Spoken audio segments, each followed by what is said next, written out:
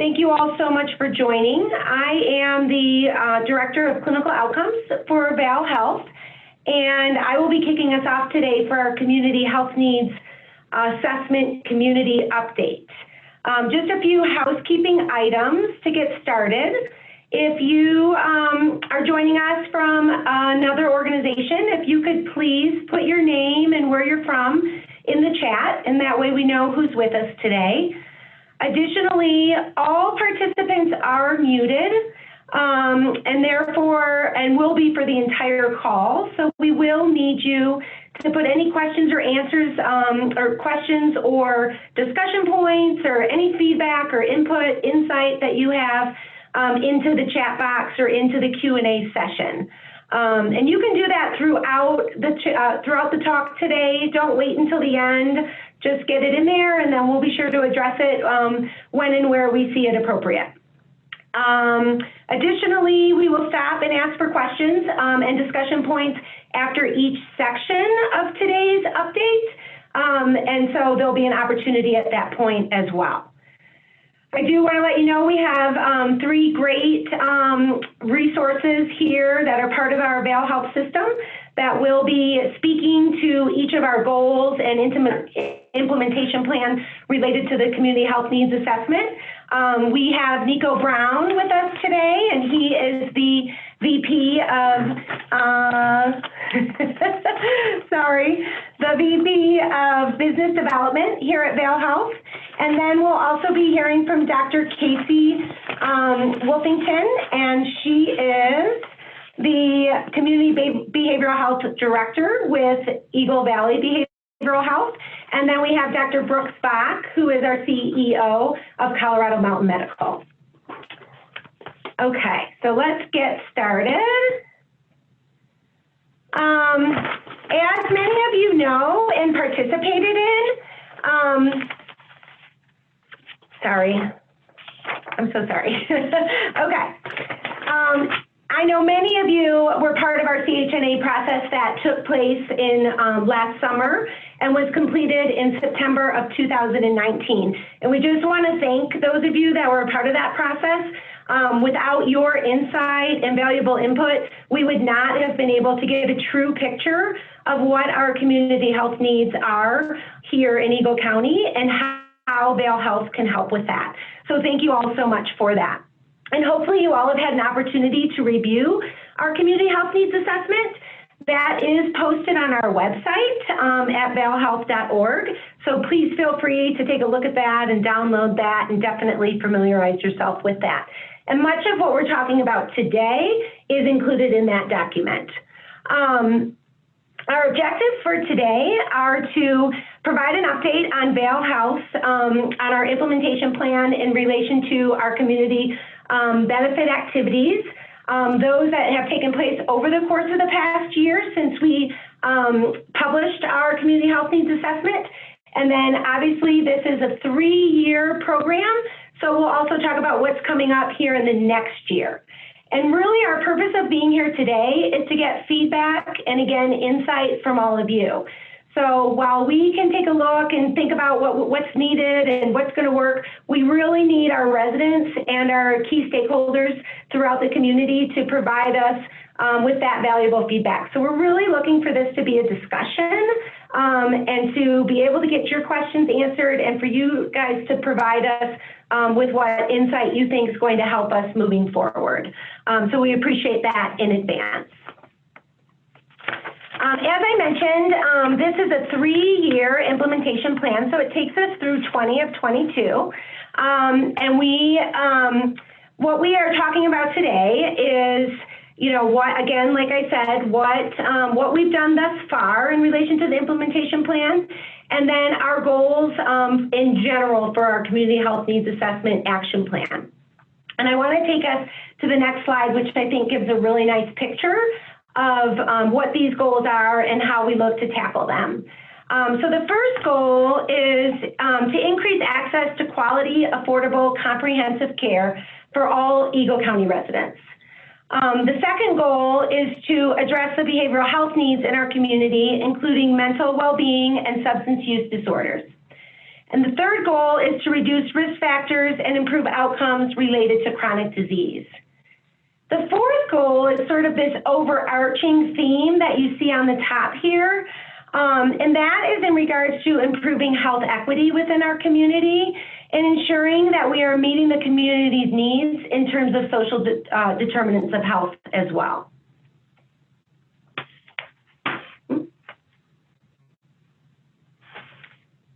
It is known nationally that there are health disparities among certain groups and populations, and that there are key determinants to health that are based more on social factors than actual medical or clinical factors. The same is true right here in Eagle County. So with that, we have made this an overarching goal. Vail Health really wants everyone to have a fair opportunity to attain their full health potential. And in order to do this, we are infusing an equity and social determinants of health lens into everything we do across our health system. And with that, I would like to introduce Nico Brown, VP of Business Development, to discuss our first goal around increasing access to care. Nico?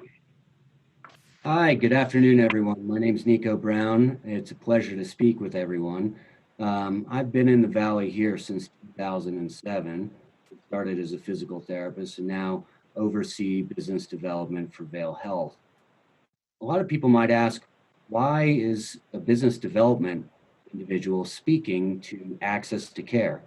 Well, the reason is pretty clear, is that enhancing access to more affordable care is a key strategic priority for Vail Health, its systems, its partners, and for the community. And when we talk about enhancing access to more affordable care, we're really talking about how do we improve in terms of the quality, the accessibility, affordability, and the comprehensive nature of effective care. And to that end, we've created 5 objectives to help reach that. The first being to increase the number of Latinx residents who have health insurance. The second is to increase the number of residents who have a regular primary care doctor that they visit. The third is to increase access to health and social support networks. The fourth is to improve birth outcomes for our at-risk mothers and their children. And the fifth is to reduce barriers to receiving care for residents who may not have appropriate or access to transportation. Next slide, please. So our first strategy was to conduct outreach to assist Latinx residents with eligibility determination and enrollment in subsidized health insurance programs. So we've had a lot of activity in this, and I'm proud to share with you guys that in the prior 12 months, we've established increased collaboration with Eagle County Public Health, Health and Human Services, Mountain Family Health Centers, My Future Pathways, MIRA, and others to identify current Medicare enrollment needs, as well as develop an enhanced enrollment program. Additionally, Colorado Mountain Medical has applied for various accrediting bodies to support more Medicaid patients. In the next 12 months, we aim to have top-tier Medicaid reimbursement, assist residents with enrollment, and decrease the overall uninsured population within our community. Finally, we seek to provide additional bilingual coverage education for newly enrolled Medicaid individuals. Next slide, please.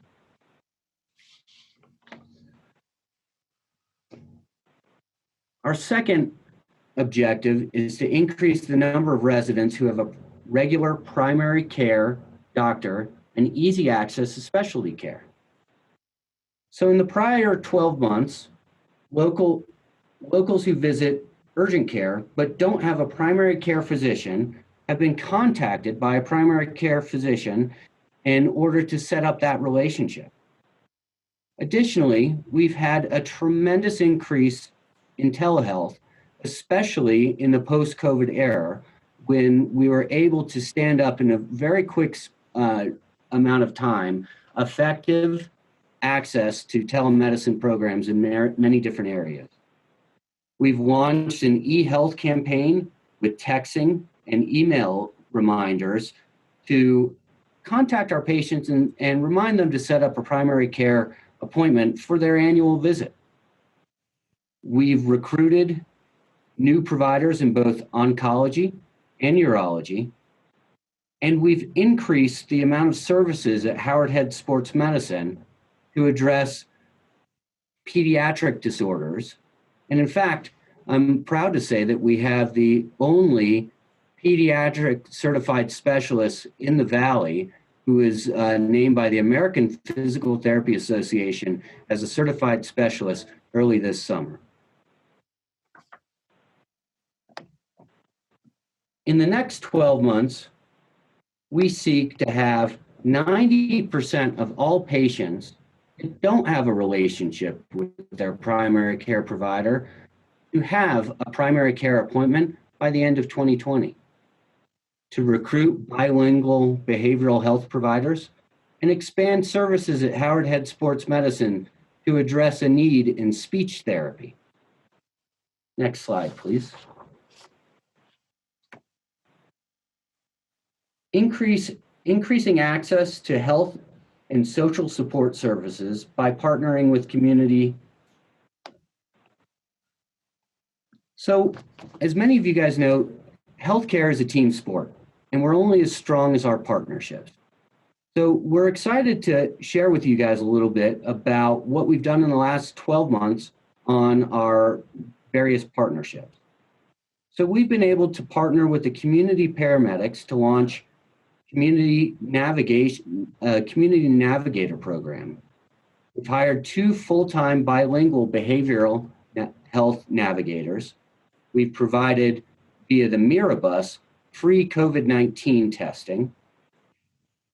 Patients' needs are identified by social determinant screeners and behavioral health assessments through these partnerships, as well as then the navigators are able to refer the patients back to the appropriate specialists to ensure appropriate continuity of care.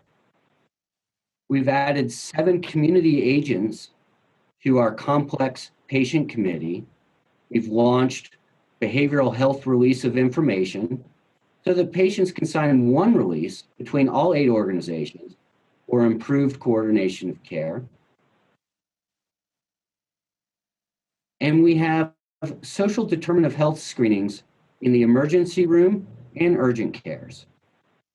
As of June of 2020, we've done just under 150 qualified patients that were screened. And of that 150, 143 needs were identified, and the patients were connected to the appropriate resources. 36 of these patients qualified for care navigation services through Medicaid. So that's a great connection of resources to those in need. In the next 12 months, we aim to hire a 3rd bilingual behavioral health navigator, onboard a behavioral health insurance navigator at Colorado Mountain Medical, onboard social determinants of health navigators to assist in additional care coordination, as well as hire more bilingual schedulers across the Vail Health organization. Additionally, we seek to continue our collaboration with county partners, promote access, and increase the use of telemedicine so we can best leverage technology to take care of people appropriately. Next slide, please. Our next objective is to improve birth outcomes for at-risk mothers and their children. In the past 12 months, Eagle Valley Behavioral Health has funded early childhood partners, Family Connect, Family Healthy Families in Vail Health, Vail Valley, and mental health consultants to provide education support and resource connection from pregnancy through early childhood. They also provide home visitation service Initial development of a comprehensive women's health program between CMM, Vail Health, and other stakeholders is also in the works.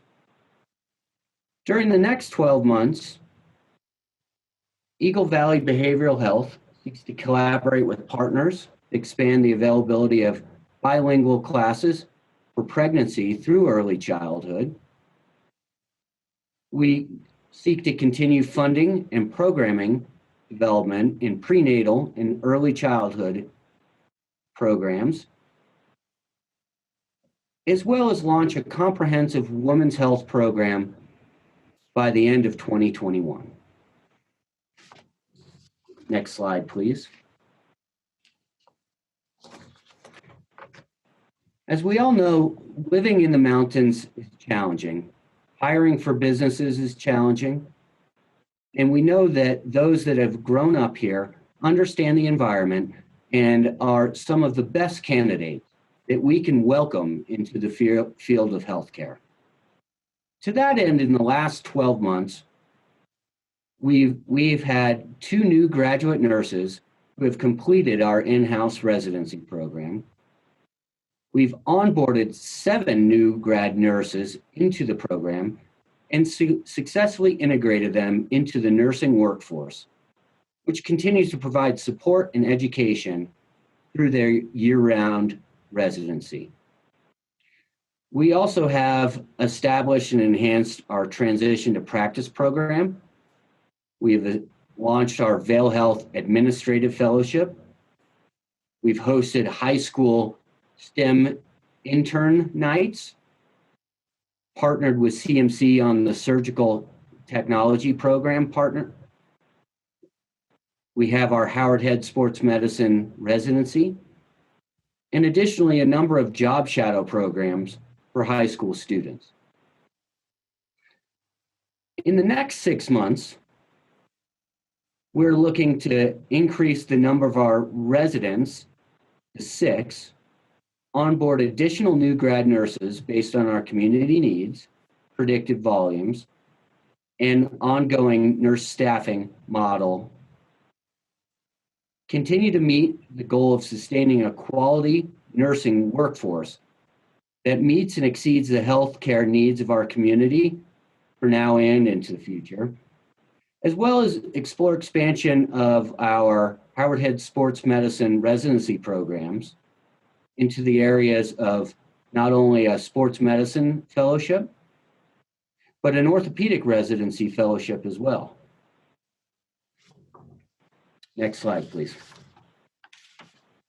And with that, I'll pause for a moment and look through our chat to see if anyone had any specific questions in regards to access to care.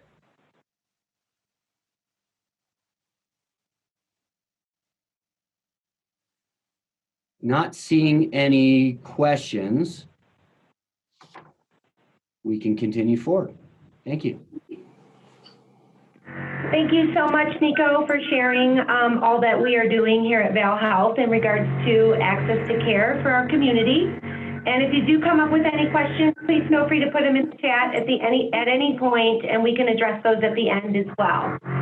Next, I would like to introduce Dr. Casey Wolfington. She is our Community Behavioral Health Director at Eagle Valley Behavioral Health. And she's going to talk with us today about our goals and where we've been and where we're going in terms of our behavioral health in our community. Thank you so much, and thank you so much for everyone who is joining us. I am so incredibly excited to talk about the expansion of behavioral health and where we have been over the past year, as well as where we're going. So one of our big overarching goals is the reduction of behavioral health and substance use disorders in our community, and to improve outcomes for people with mental health and or substance abuse disorders and their family. How we're going to achieve this is encouraging the use of early identification tools among patients.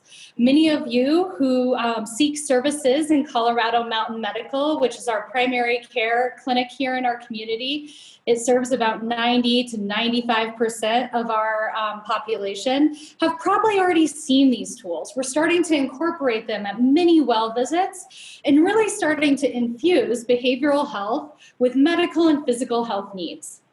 We're working to foster the integration of behavioral health into all levels of primary healthcare services, increasing access to behavioral health services for many of you who have been in our community for quite some time.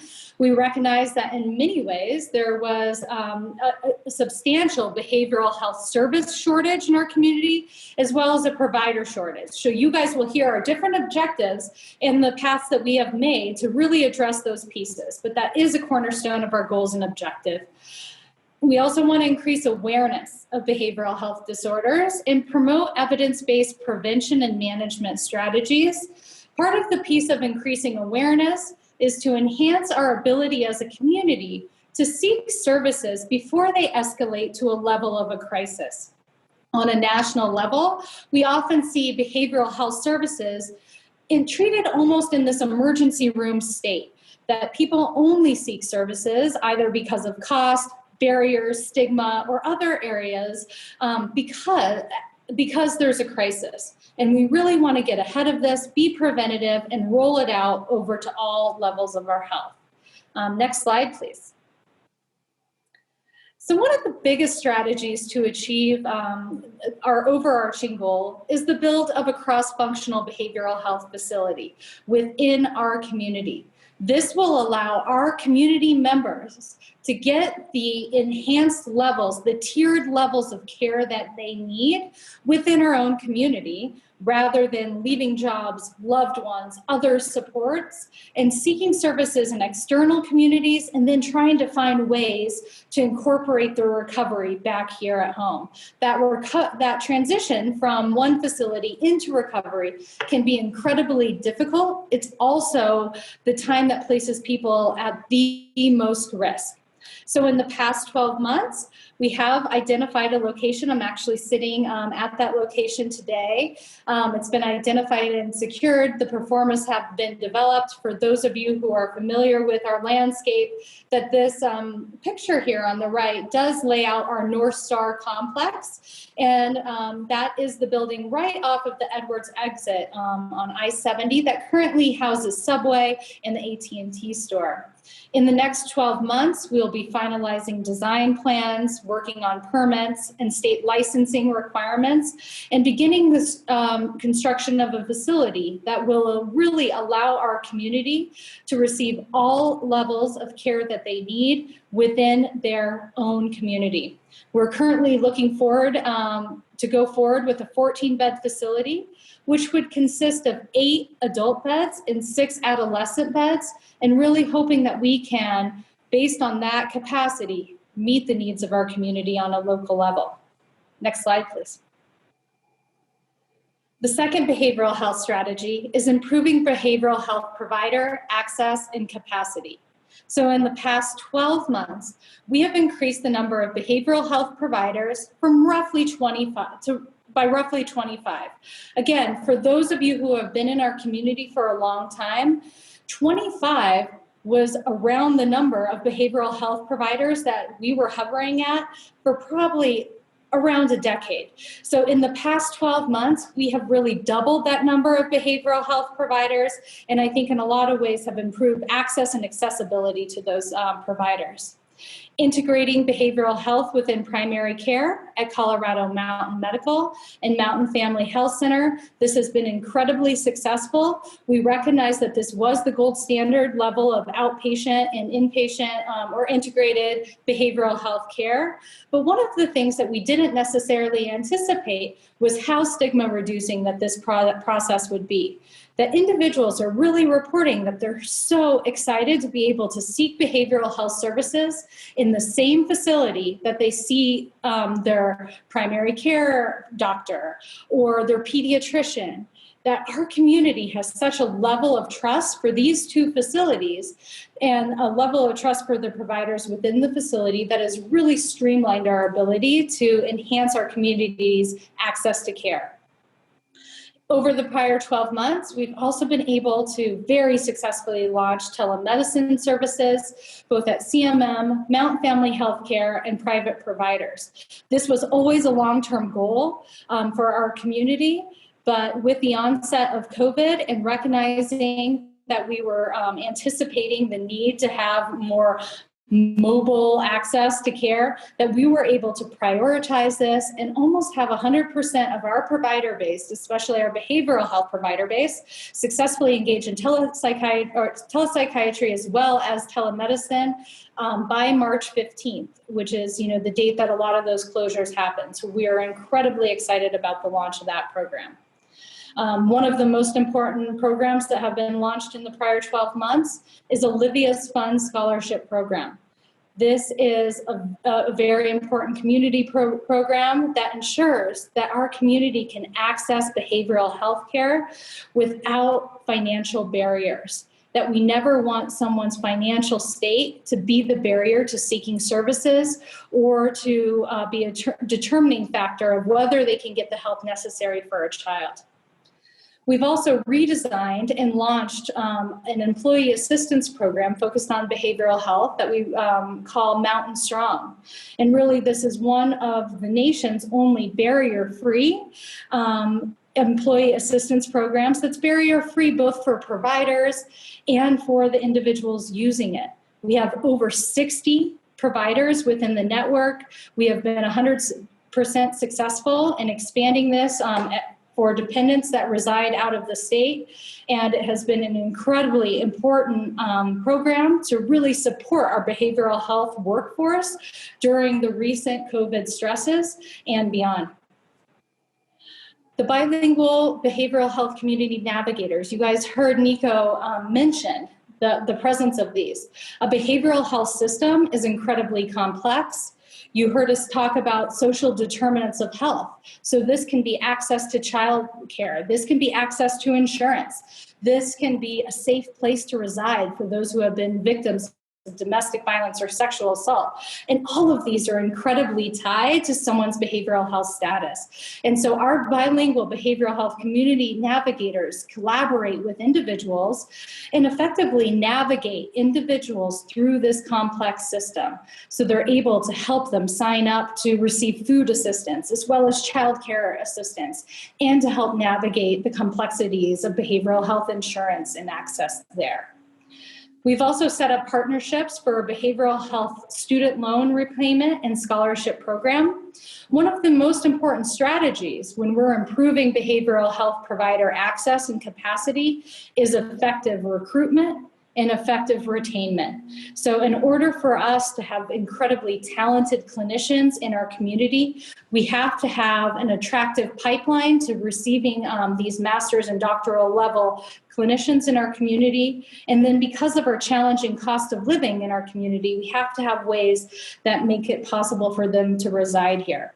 And so this behavioral health student loan repayment and scholarship program is just one of the many ways we have worked to support our behavioral health clinicians on a local level.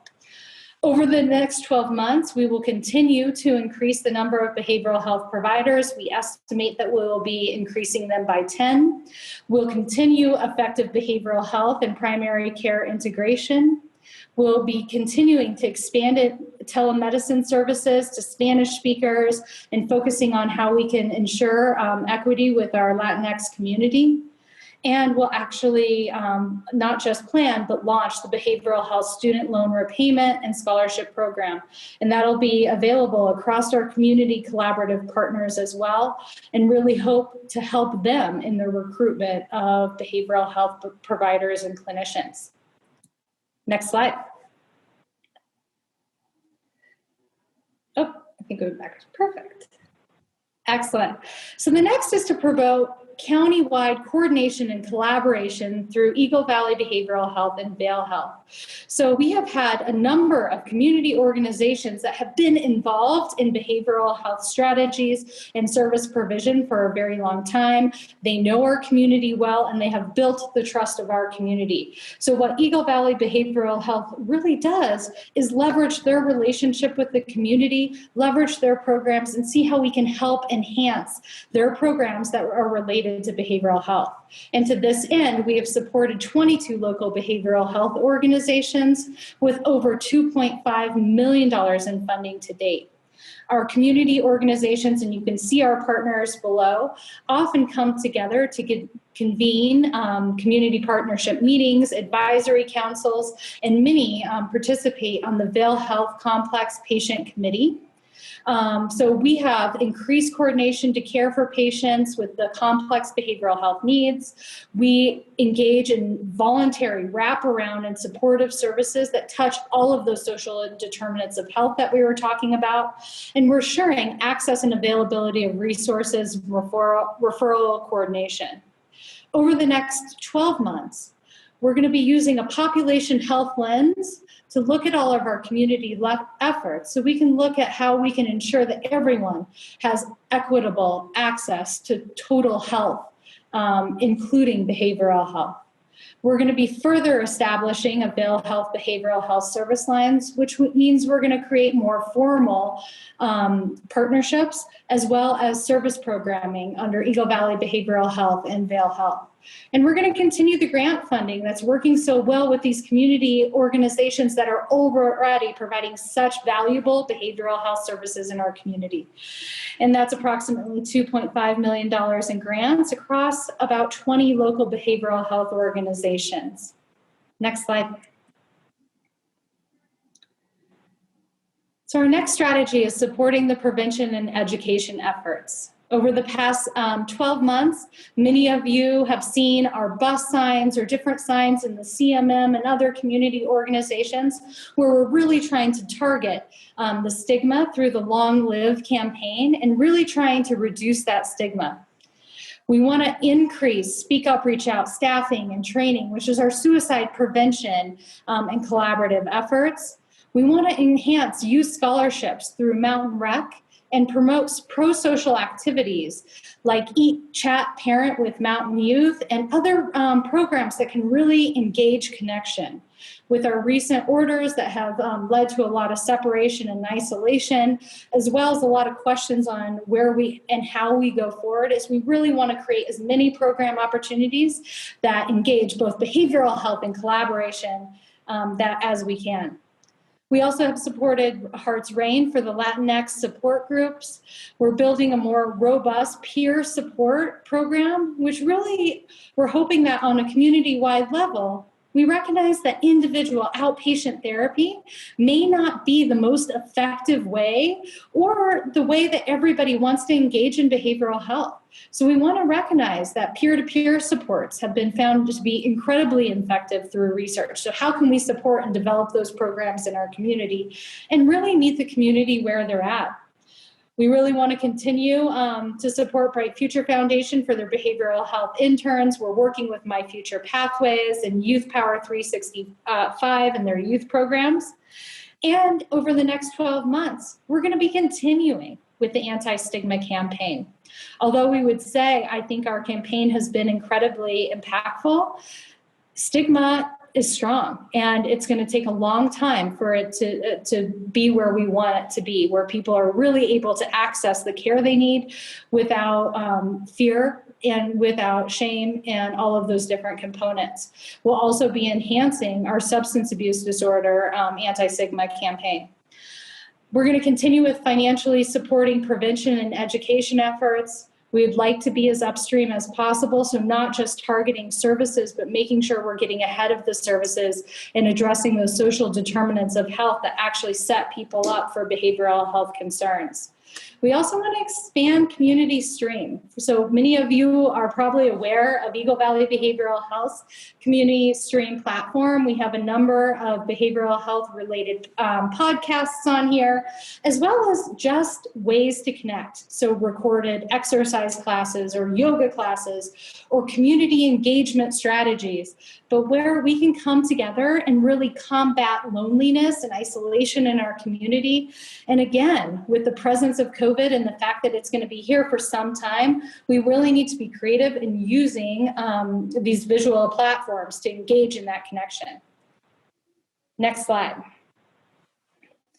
So number 5, we're going to be supporting Eagle Hope Center to provide 24/7 crisis response to all Eagle County residents in the privacy of their home and connect them to outpatient services. Again, this crisis co-response model is incredibly effective. It allows people to really deal with the difficulty that they're having during a behavioral health crisis without just an immediate decision that might be made by a law enforcement officer or someone else that ends up placing them in an inpatient hospital. We try to keep people in the community connected to the supports that they have in their family and in their circle, and really enhance supports through connection of behavioral health services. We're also going to be working to enhance school-based supports. So work with the Eagle County School District to provide, over the past 12 months, we've provided funding for 3 additional school-based behavioral health clinicians. And again, these clinicians are completely dedicated to providing behavioral health supports. When you're working for the school district, there's a lot of different competing demands that you have.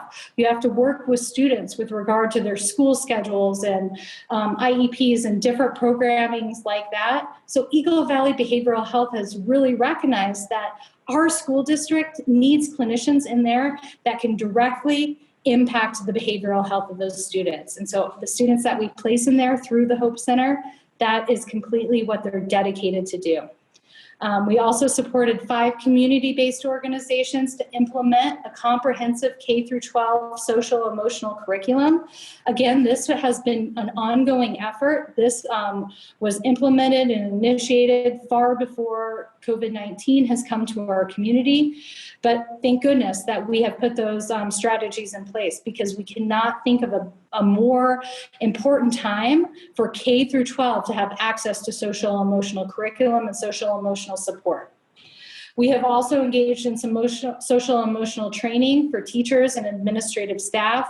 Eagle Valley Behavioral Health supported this at $100,000 in 2020, and really have put it out that any teacher or any admin staff that wants to engage in the social emotional training will have access to that. Over the next 12 months, we're going to continue to fund school-based behavioral health clinicians, which has created a very exciting continuum. As we set forth in the prior 12 months, we had hope-based clinicians based both in the middle school and the high school. And what we're really seeing is that students that were in the middle school are seeking out the behavioral health clinicians on a high school. So they're really recognizing that these are people that they can trust, they're people they can go to when they're struggling. And as we expand in elementary school, we feel like this is going to be part of breaking down the stigma, because from a young age that they know that they have behavioral health support from a school-based center. And we're going to be continuing to fund social emotional K-12 curriculum on a district-wide level. As I said before, with COVID-19, there is really more important area of focus right now. Next slide, which is the question. So I'm going to hop over to the chat and see what we have for me. Let's see. I have a question for Nico, and Nico, I'm going to save that one to the end. And it looks like Eagle County Healthy Aging would love to partner to better serve our local older adults. And I absolutely agree with that. We love to think about creative partnerships, and especially areas of need. I know that Colorado Mountain Medical has partnered with Castle Peak. And I'm just noticing my video somehow isn't coming through. So I'm so sorry you guys are seeing someone's phone number on there and not my face. But Colorado Mountain Medical has been partnering with Castle Peak, but we would love to work on ways to expand that. I absolutely recognize that as a gap area with behavioral health services. And we really want to recognize that not just our middle-aged population, so thinking about like students through maybe adulthood, are receiving the services. So on both ends of the continuum, we want to expand 0 to 3 efforts as well as older adults. So we would love to partner on that. And I saw a couple other questions come through on the same line. So we will absolutely reach out after this, and I look forward to it. Thanks so much. Thank you, Casey. Obviously, lots happening in the behavioral health sector. That definitely rang true in our community health needs assessment when meeting with our focus groups. Certainly the senior population was a big part of that effort and had a lot to say, and definitely something we're going to continue to look at as a system as to how we meet the needs of our older adults here in our community. So next, this is good timing for Dr. Bach, the CEO of Colorado Mountain Medical, to discuss chronic disease and where we're going with our implementation plan and our goals related to that. Thank you, Amy, and good afternoon to everyone.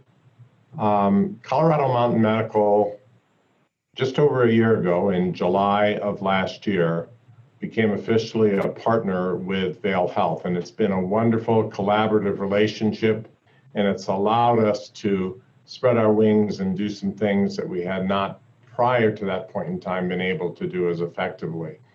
Our goal from a chronic disease perspective is to reduce risk factors and premature death attributed to chronic diseases and improve the quality of life for individuals who suffer a chronic disease. And our objectives are 4 in number. First, to improve chronic disease management amongst high-risk populations. Second, to promote community initiatives that support access to healthy lifestyle choices. Thirdly, to promote community education and outreach that promotes chronic disease prevention.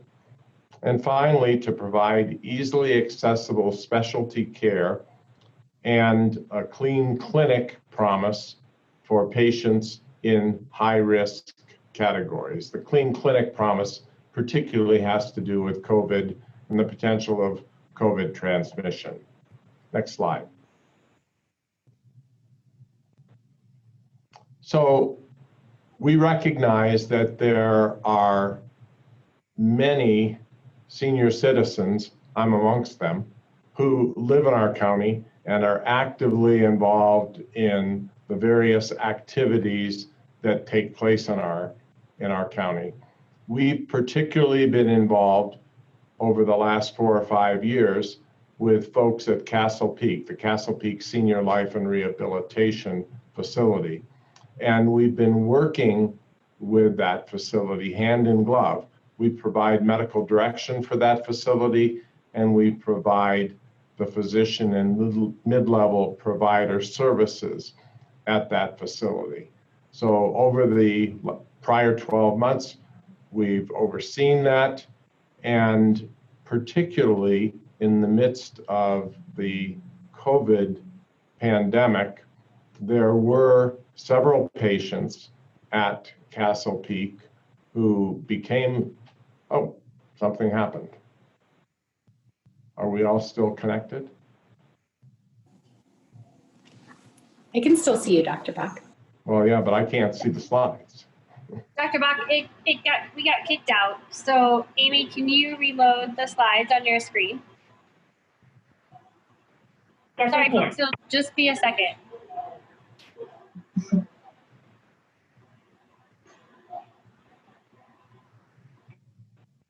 Well, while Amy is doing that, we became very involved in helping and enlisting the help of Vail Health as well, supporting Castle Peak during the COVID pandemic when they had a number of patients who tested COVID positive. And we isolated those patients. Vail Health provided nursing personnel to serve those patients, and it was a remarkable turnaround.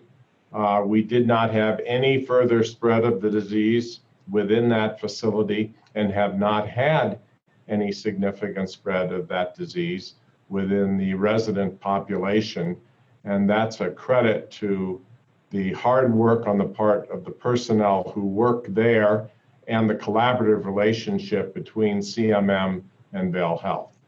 In our next 12 months, we hope to continue to support Castle Peak. We do COVID testing there as necessary.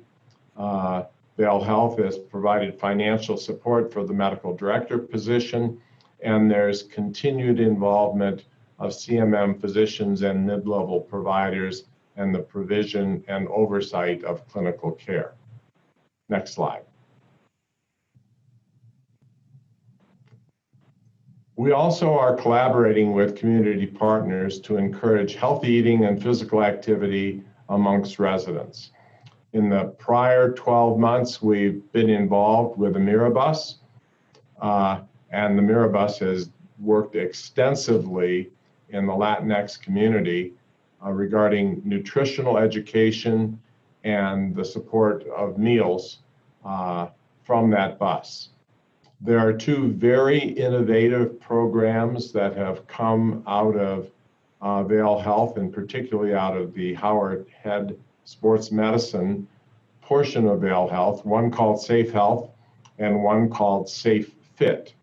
The Safe Fit program is a program that has to do with physical therapy services, and it's engaged in by certain employer groups as well as Vail Health employees. And there's a second one which involves a much broader aspect of healthcare service. That's the Safe Health program, which was initially developed to help Vail Health employees who have numbers, hypertension as an example, BMI as an example, and need to manage their blood pressure, manage their weight, manage their nutrition. And these are programs that have been developed to support folks who are in need of that healthcare management. And the plan over the next 12 months is to expand the Safe Health program with other community partners and to have pilot programs. We'll do further things with MIRA, with both an occupation and uninsured focus, so that we are reaching additional at-risk populations and adding a behavioral health component to the Safe Health program that I mentioned. Next slide. There are programs to provide education, training, and tools to reduce and manage diabetes. Diabetes is a disease that unfortunately causes significant problems for patients. It's a disease that causes problems with the eyes, causes problems with your general metabolism.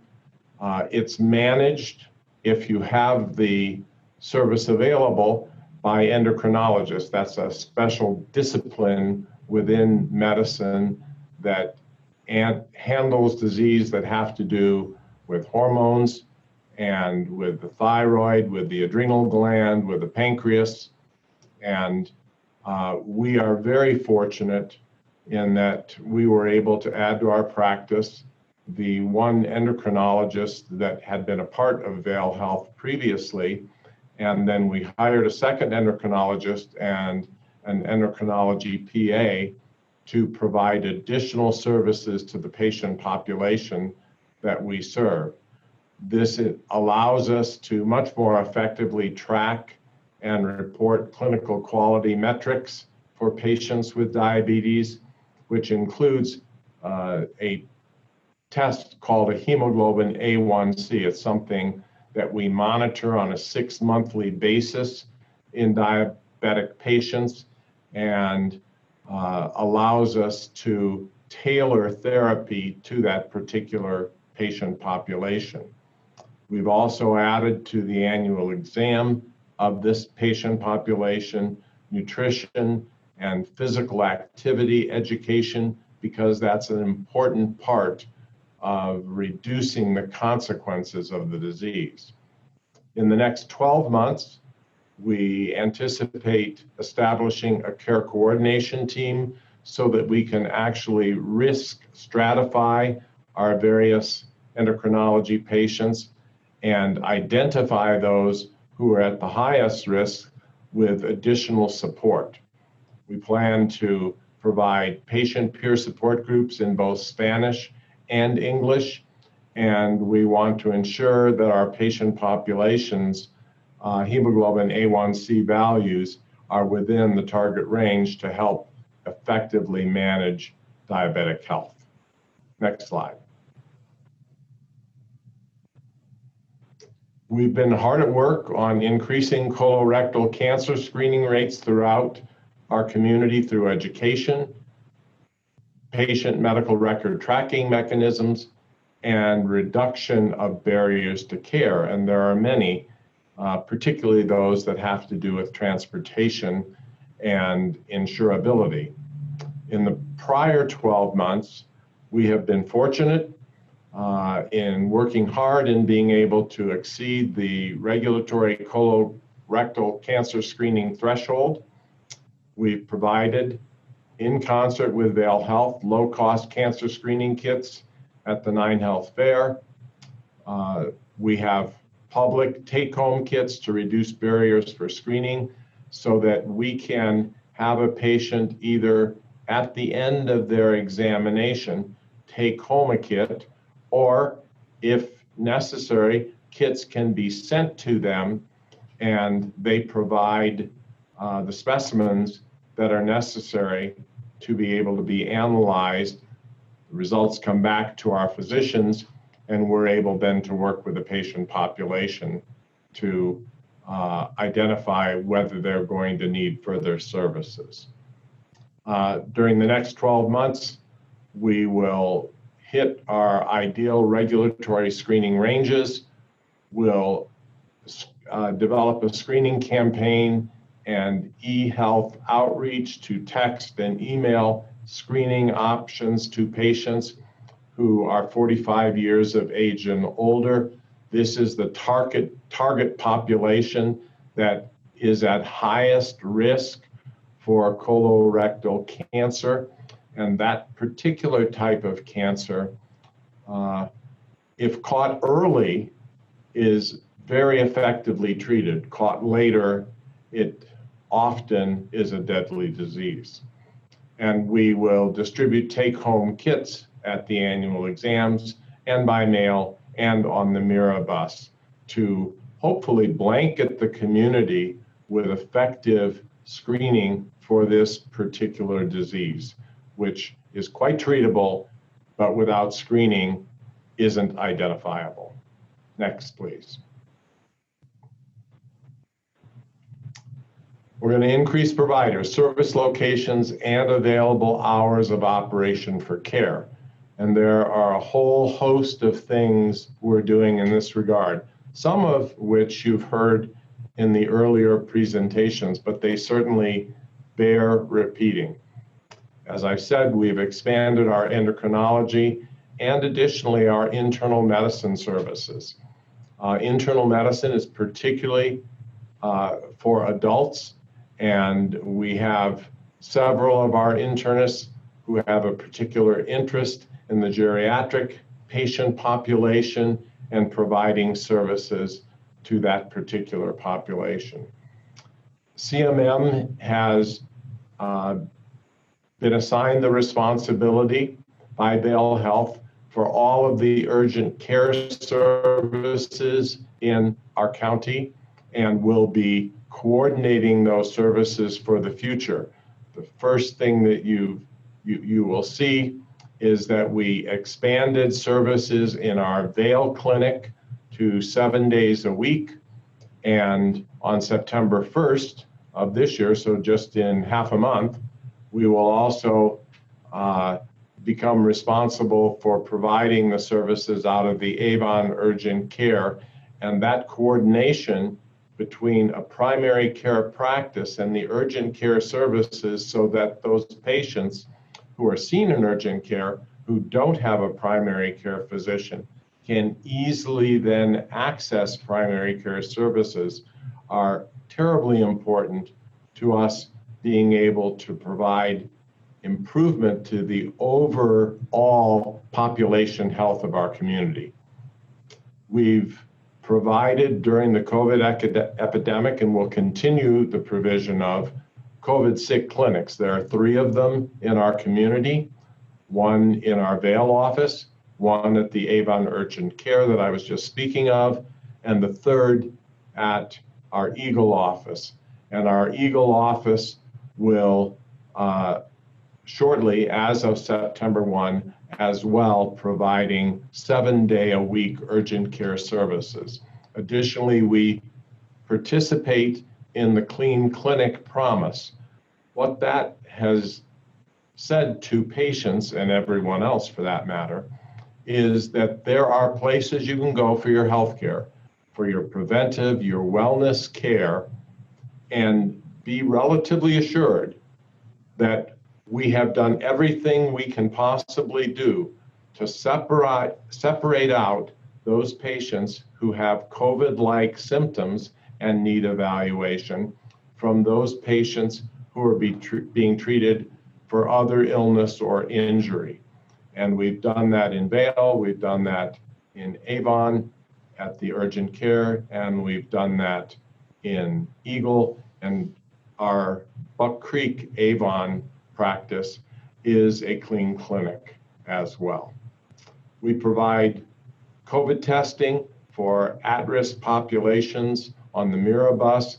We've done that on several occasions. It's free, and it's allowed us to identify patient populations who need service from the county and from us as well. We've increased substantially the number of behavioral health providers and are continuing to do so at Colorado Mountain Medical.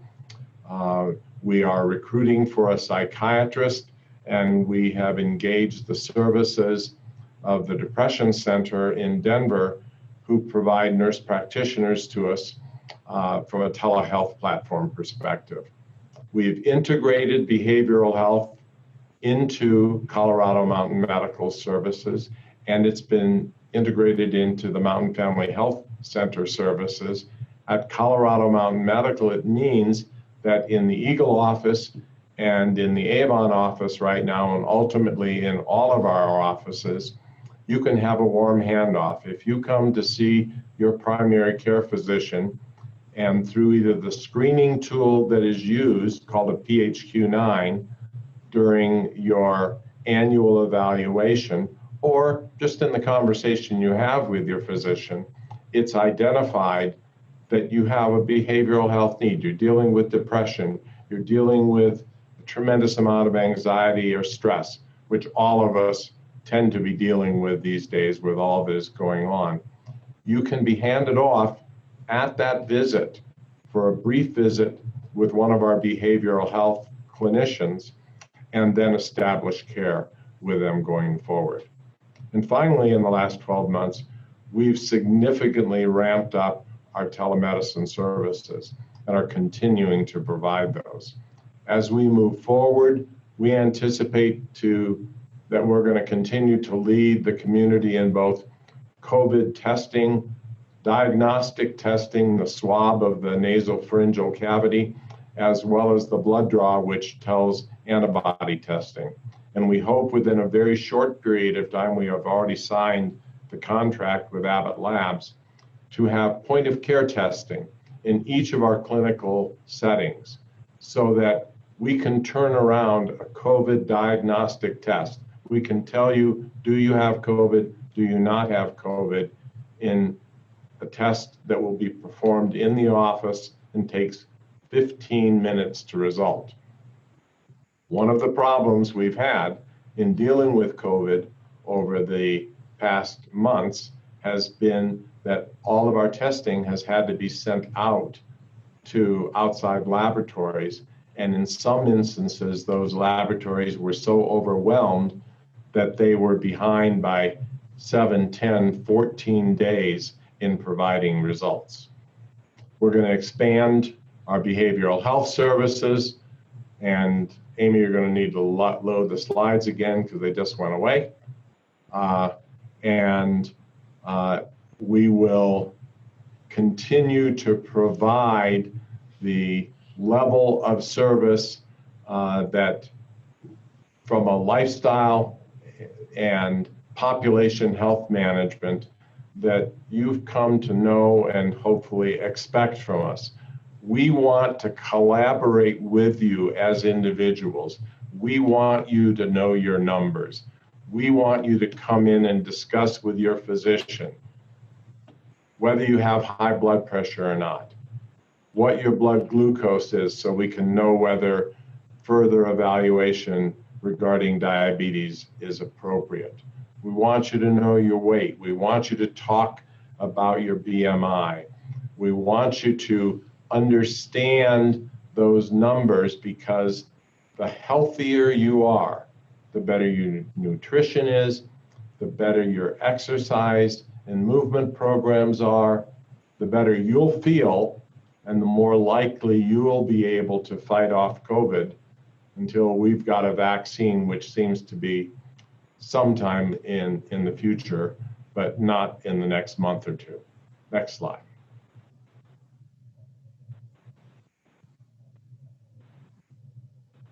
Next, Amy, if it's possible. I'm trying, it won't go. Okay, sorry. 1 sec. There we go. This was where I start asking if there are any questions, and I'll look at the chat room and see what might be there.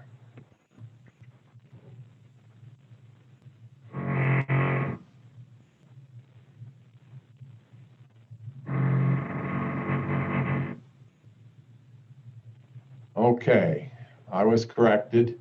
I should refer to seniors as older adults, and I'm happy to do so. I happen to be one.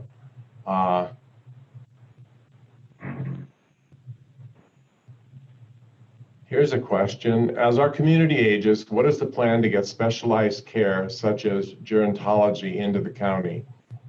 Gerontologists have a different way of treating people 75 years of age and older. Please remember that 95% of older adults in Eagle County do not live in Castle Peak. They're living independently throughout the community. You're absolutely right. Colorado Mountain Medical sees a substantial number of folks who are 65 years of age and older. We do not have anyone who is specifically trained in geriatrics. However, we do have our general internists who have been trained in the management of adult diseases and are quite good at managing that population. We are looking at whether there should be a plan to add a geriatrician to our practice, and there'll be more coming as we make final decisions in that regard. Let me see if there's another question. All four of us. Let me find the chat room again.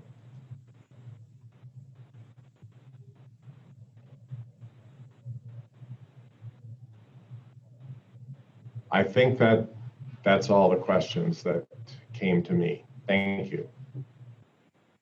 Thank you so much, Dr. Bach.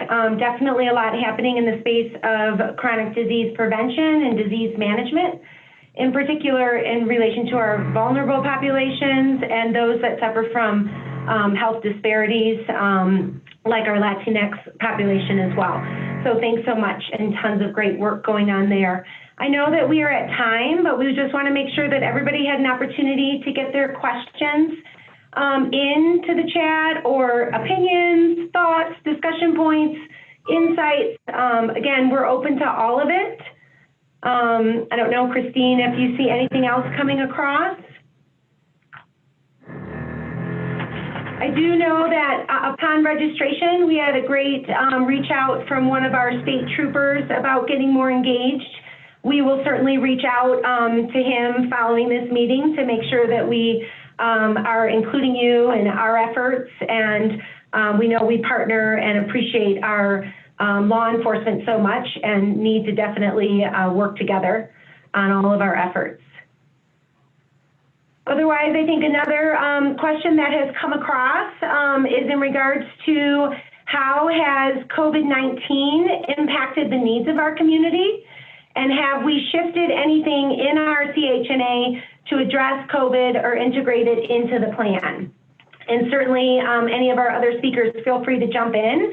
But obviously, when we created the CHNA and when we worked with our community partners and our Eagle County residents to start to understand our community health needs, there wasn't anything about a pandemic that was put forth at that time. But as you can tell from the presentation today, COVID-19 came up quite a bit, especially in regards to our behavioral health goal and our disease management goals. So we certainly did have to shift and really make that a priority, obviously, and ensure that we were meeting the health needs of our community in relation to COVID-19. So things like Dr. Bach and I think Nico as well mentioned, our Clean Clinic Promise was developed from that, which aligns very much with what we heard in our community health needs assessment. Additionally, obviously the behavioral health needs that have compiled because of our residents in our community living through a pandemic. Obviously, Dr. Wolfington spoke a lot about the efforts in that space. So we just had to shift a bit and prioritize, but it definitely still aligned with our community health needs assessment and being able to meet and exceed the needs of our community. So hopefully that answers that question. And then finally, and I think this is a great one to end on, definitely Christine or someone speak up if something else comes in the chat. But this question about how can the community help us reach our goals when it comes to the CHNA, and what can you all do as individuals? Again, I think the participation that took place last summer in regards to pulling the community health needs assessment together was huge, and we just want to continue those efforts. Those of you that have joined today, that type of engagement is exactly what we're looking for. Whether you are a resident in Eagle County, a key community partner, a stakeholder at all engaged with Vail Health, we just want to continue the engagement, continue the conversation around what our community needs and how Vail Health can meet those needs or exceed those needs. So really just continue to reach out, get engaged wherever you can. There's a lot happening, as you could see, with behavioral health and the partnerships around that. Certainly our complex patient committee is another group that brings key stakeholders together, and there's lots of other ways to do that. So just continuing to look for these opportunities to get engaged and continuing to reach out and let us know what else we can be doing to ensure that we are not just meeting the needs of our community, the health needs of our community, but we're exceeding the expectations. And I think with that, we can wrap things up. Does anyone, Dr. Bach or Dr. Wolfington, Nico, do you guys have anything else to add? I just thank everybody for their engagement and support of Vail Health and our community. And I echo what Nico said, and the behavioral health needs of our community are shaped by participation in events like this. So thank you so much for all of your feedback. And if you have additional feedback, please reach out to any of us. My final comment would be that given the COVID pandemic, there are stressors that have been placed on each of us as individuals, on our community as a whole, and on the healthcare system that have never been felt before. And I think there's been an amazing collaboration that has existed across the community as we've dealt with this together. And my hope would be that we will be able to continue that collaboration in managing COVID and improving the health of our community across all its spectrums. Thank you. Well said, Dr. Bach. Thank you, everybody, for joining, and we look forward to further engagement and collaboration with you all.